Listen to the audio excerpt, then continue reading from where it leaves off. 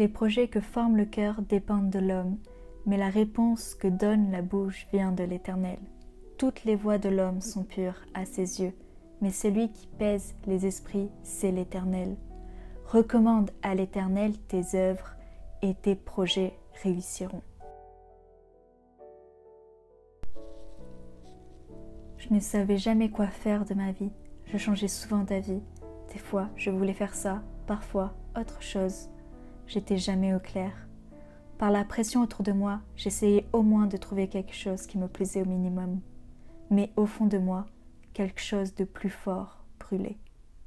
Coucou, nous voilà dans une nouvelle vidéo. Alors j'aimerais vous parler de notre place dans ce monde, dans la société, que ce soit au niveau professionnel ou ministériel, quelle est notre véritable place. Alors je vais commencer par vous parler de mon parcours professionnel. Donc il est un peu particulier, assez atypique même. Déjà pour le bac, je suis allée en bac pro commerce. Donc j'y suis allée un peu avec précipitation car c'était vraiment pas, ce que je voulais faire plus tard. C'était pas du tout dans mes projets, mais comme je savais pas quoi faire et avec la pression de mon entourage, avec l'école et tout ça, il fallait que je choisisse un bac et donc je suis allée dans ce bac. C'était vraiment pas mon truc, je me sentais vraiment pas du tout à ma place. Donc après ça, dans l'année j'ai eu une péritonite, appendicite. Donc ça a été vraiment très dur, je suis passée à 2 doigts de la mort. Ça a été une semaine où j'étais vraiment au plus bas, très mal. Je dormais plus la nuit, je vomissais quasi tout le temps, j'étais vraiment mal. Et je voyais toutes ces aides-soignantes, ces infirmières s'occuper de moi. Et vraiment ça a fait quelque chose en moi, ça m'a vraiment remis en question sur ce que je voulais faire et tout ça, et le fait de voir comment ces infirmières, ces aides-soignantes, elles s'occupaient de moi, ça m'a fait un déclic en moi, en mode il faut que je fasse autre chose de ma vie, et le besoin d'aider les autres est venu vraiment fort à ce moment-là. C'est quelque chose qui est vraiment descendu en moi, où j'ai réalisé qu'il fallait vraiment que je change de bac.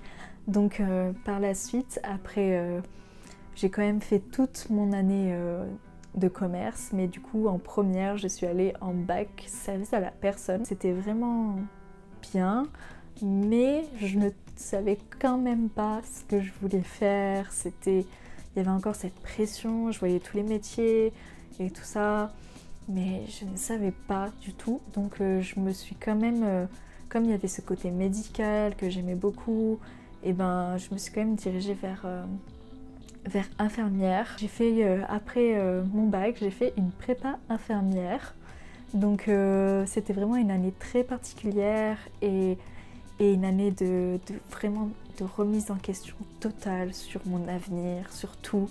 Et moi je sais que au fond de moi, j'avais beaucoup idéalisé ce métier, et en faisant des stages et je me suis rendu compte que c'était pas forcément ce que j'avais vraiment dans le cœur.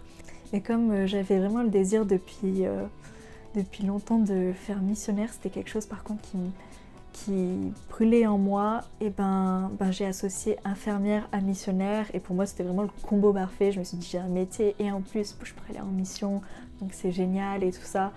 Et parce que missionnaire tout seul, souvent c'est pas un métier, tu reçois pas forcément, tu reçois pas d'argent et tout ça, donc c'était loin en moi, c'était quelque chose qui était vraiment impossible, en tout cas pour l'instant, et que d'abord il fallait que je me trouve un métier, d'abord il fallait que je trouve quelque chose de vraiment clair et sécuritaire, et donc pour moi infirmière missionnaire c'était vraiment parfait quoi, c'était trop cool. J'ai fait cette prépa, mais ça a été vraiment un désastre total parce que c'était des maths et du français, et c'était vraiment pas mon point fort. Et je sais que le Seigneur, si c'est ta place et tout ça, malgré tout ça, il peut te faire avoir le concours et il peut avoir vraiment un miracle. Sauf que non, je sentais moi au fond de moi que non, c'était pas ça. Et du coup j'y suis quand même allée jusqu'au bout, j'ai passé tous les concours. Et les 3 concours que j'ai passés, c'était négatif et je m'en doutais et j'ai quand même laissé vraiment à Dieu à dire le dernier mot. J'ai fait beaucoup de recherches pour voir ce que je pouvais faire, j'ai remis beaucoup à Dieu mais je n'avais pas forcément de réponse claire, j'étais vraiment assez perdue et donc je sais que depuis toute petite j'avais à cœur le chant et la danse, c'était vraiment quelque chose que Dieu m'avait mis dans le cœur mais je ne savais pas dans quelle dimension et du coup comme j'avais pas vraiment eu l'occasion quand j'étais avec mes parents de prendre beaucoup de cours et beaucoup de me former et parce que mes parents ils n'avaient pas forcément les moyens financiers et c'était pas forcément leur priorité à ce moment-là. Je savais que si je faisais pas le pas, j'allais le regretter plus tard et je voulais pas ce regret, je voulais tenter quoi qu'il arrive. Donc je me suis inscrite dans une école de danse, chant et théâtre et j'ai passé l'audition, j'ai mis une cagnotte parce que c'était vraiment une école très chère. J'ai eu tout l'argent pour l'école et donc j'y suis allée, j'ai eu mon premier appartement toute seule et j'étais en pleine aussi préparation de mon mariage, donc il y avait vraiment beaucoup de choses. Et donc plus l'école passait, de plus en plus ça commençait à être compliqué, c'était pas forcément à ce que je m'attendais et vraiment spirituellement c'était vraiment compliqué, émotionnellement aussi. C'était très dur, j'ai eu beaucoup de paroles rabaissantes. J'étais plus en train de vivre, je survivais parce que il fallait constamment que je lutte, que j'étais en lutte quotidienne et si j'acceptais de bien vivre l'école, j'étais complètement plus avec Dieu. La danse et le chant, je voulais le donner à lui, c'était pour lui et pas pour le monde et je voulais vraiment que mes dons ils lui reviennent pour sa gloire à Dieu mais pas pour moi-même, pas pour le salir, pour salir ce que j'avais en moi. Et je voyais réellement ce que c'était vraiment le monde artistique dans le monde. C'était pas avec les valeurs de Dieu, ça allait vraiment contre mes valeurs et il fallait sans cesse faire des compromis. Si je voulais être acceptée dans l'école, entre guillemets, si je voulais être à la hauteur de ce qu'ils veulent et moi ça me correspondait pas du tout, c'était pas du tout moi, j'avais l'impression que fallait que je devienne une autre personne si dans cette école, c'était où je luttais quotidiennement et je survivais, je ne respirais plus, c'était crise d'angoisse sur crise d'angoisse et spirituellement c'était très lourd ou sinon je faisais des compromis avec Dieu et je m'éloignais de Dieu et j'étais plus avec lui en fait parce que voilà, c'était l'un ou l'autre et j'ai décidé de lutter et c'était très très difficile, vraiment une année vraiment difficile, je rentrais pas forcément dans les détails, tout ce que j'ai vécu, mais vraiment j'ai été détruite spirituellement, émotionnellement, ça a été très compliqué. Je suis partie à 1 mois de la fin, pourquoi 1 mois et pourquoi pas rester tout au final parce que c'est juste 1 mois, parce que en fait à la fin il y avait un spectacle et je devais jouer un rôle que vraiment ça allait contre mes convictions totales et là c'était où je faisais vraiment le gros compromis avec Dieu ou pas et là non ça c'était plus possible en fait donc je suis partie et j'étais vraiment sous l'intimidation, sous un joug, donc ça a été très compliqué pour moi de prendre cette décision de partir mais quand j'ai prié Dieu j'ai vraiment ressenti qu'il m'a dit est-ce que tu crois que j'ai envie de te voir souffrir comme ça? Est-ce que tu as envie de continuer de souffrir? Et là, ma réponse était claire, c'était non. J'en ai marre, je veux partir de là, je veux... Enfin voilà, j'en avais trop. C'était trop en fait. Et donc du coup, je suis partie et j'ai enchaîné après avec McDo. Et je pense vraiment que c'était pas du tout la meilleure idée, mais vraiment pas. Mais en même temps je l'ai fait parce que j'avais besoin d'argent et puis voilà. Mais voilà, je pense que j'aurais fait autrement, je pense que j'avais vraiment besoin de restauration et de repos à ce moment-là. Mais je l'ai fait, j'ai travaillé 3 mois à McDo, donc voilà. Mais bon, c'est au moment où s'est enchaîné aussi mes paralysies du sommeil, des cauchemars. J'avais vraiment vu que j'avais vraiment gardé des traces de ce parcours. Donc après ça, j'ai enchaîné avec une école de danse parce que du coup je voulais me consacrer juste à la danse Et comme je voulais vraiment trouver un métier parce que ouais, c'est plus sécuritaire, et j'ai décidé que j'allais faire prof de danse. Donc j'ai tenté une école où j'ai passé une audition pour être professeur de danse. Et du coup, pendant cette année, je préparais un concours pour après rentrer en école. Et je suis restée 1 mois et demi là-bas. C'était vraiment intense et je suis restée 1 mois et demi là-bas car en fait j'ai fait un burn-out et mon être entier a craqué. C'est pas l'école de danse qui m'a fait craquer, là c'était juste la petite goutte qui débordait du vase. Parce qu'en vrai j'ai vraiment aimé cette expérience où quand j'étais dans cette école et tout ça, c'était vraiment... J'avais 26 heures de danse, c'était vraiment trop bien. Je me suis même vue progresser alors que j'y suis restée que 1 mois et demi.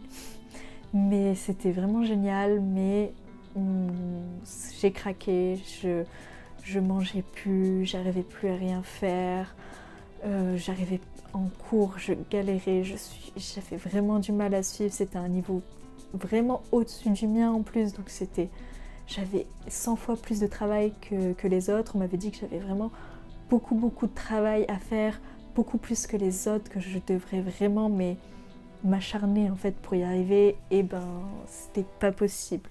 Je pouvais pas, j'ai pas tenu le coup et j'avais vraiment perdu beaucoup de poids, je mangeais plus alors que je dansais 26 heures, j'avais plus aucune motivation et je faisais des crises d'angoisse tous les soirs, j'avais tout le temps une boule au ventre, c'était vraiment compliqué, donc cette école je l'ai arrêtée et je suis restée dans un désert pendant toute l'année qui a suivi en fait. Et ça a été vraiment...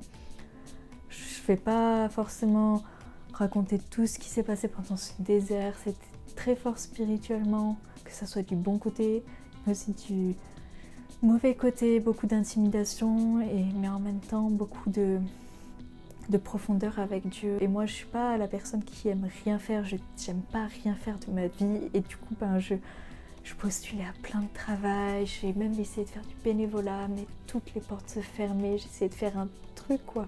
Je voulais bouger, je me sentais pas du tout à ma place, et c'est vrai, j'étais pas du tout à ma place. J'étais comme si j'avais couru, et puis après j'avais foncé dans un mur. Mais en même temps, c'était une période aussi de restauration, beaucoup de choses se sont passées. J'ai cherché ce que je pourrais faire. Vraiment, j'avais tellement de plans, j'avais au moins 10 plans. L'un après l'autre, tous mes plans, les portes se fermaient, c'était pas possible. Tout se fermait, tout. Car je connais les projets que j'ai formés sur vous, dit l'Éternel, projets de paix et non de malheur, afin de vous donner un avenir et de l'espérance.